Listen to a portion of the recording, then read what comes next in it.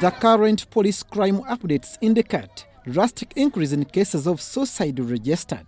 Mental Health Uganda attributes this upward curve movement to the economic situation in the country, which has made people hate their lives. Economic issues that make them contemplate even suicide, but the anxiety that we see among many men and the depression is many times associated with the economic issues, and the things they talk about is I've lost my job, okay, and I cannot provide for my family. The demographic population of Uganda with high rate of educated and employed youth is another concern which has pushed a specific age bracket on the wall to resort to suicide to end the game. Every day universities are getting a lot of students out as graduate, but the lot who have never worked is so massive. Many people walk in here and then they think you have a job when you don't have, but then the person gets out and then he looks this way and looks that. You see someone very scattered.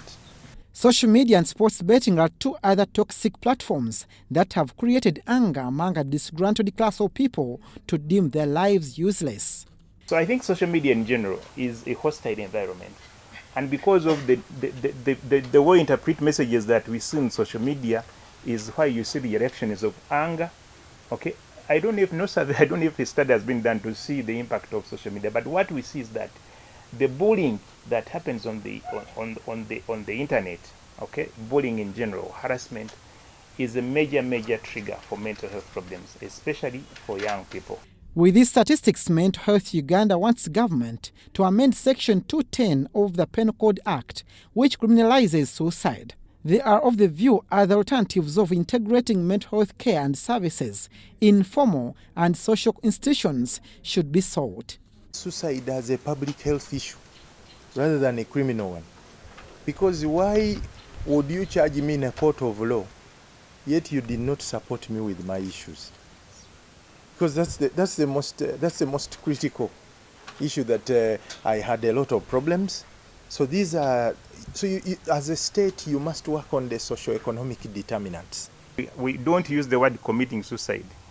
We actually say the person has died by suicide or has taken their life in the context of choices. Okay. Stakeholders want Ministry of Health to find modalities of extending mental health care to communities as stipulated in the Mental Health Act of 2019.